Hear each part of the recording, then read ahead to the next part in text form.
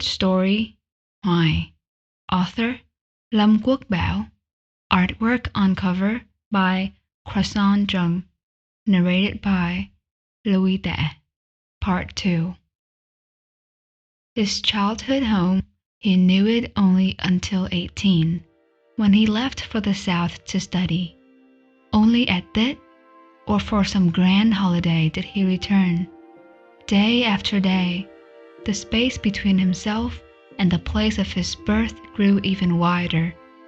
He could not tell when it began, but he had grown familiar with the foreign land, familiar with the bustling air of Saigon, familiar with the business trips taken with his colleagues, and familiar as well with the weather, bright in the morning and raining by the afternoon. He had grown familiar with so many strange things that the familiar itself became strange.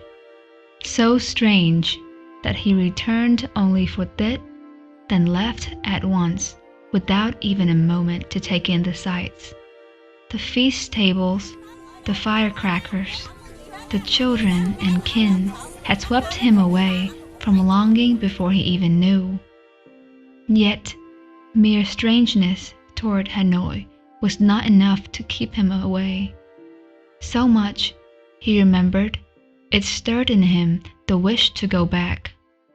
At the same time, his remembrance was too unlike from others, and thus he dared not make his way home. But why must it be so? If one yearns, then one should return, and in time the longing will soften. Simple, is it not? Yet, in his eyes, all was far more intricate than that. Whether it was born of objectivity or subjectivity, of circumstance or of himself, he could not tell. And yet, some part of him still grasped the reason for that difference, a reason distilled into but one matter, one solitary question he had not pondered in a long while. Do the scenes we remember still remain as they once were?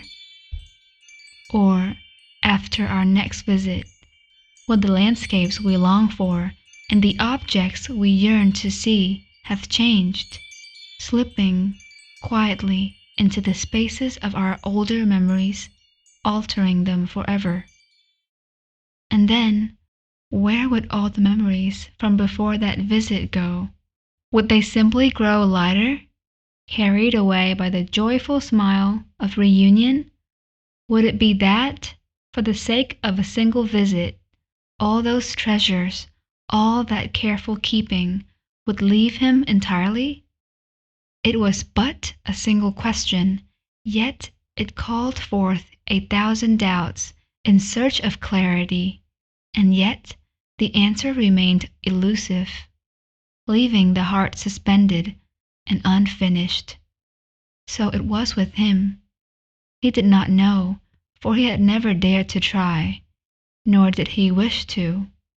For the Hanoi he had longed for was the Hanoi of his childhood, not the Hanoi that greeted him upon each return. The city he cherished was not the Hanoi of his 30s or 40s, but the Hanoi when he was 5, 10 years old.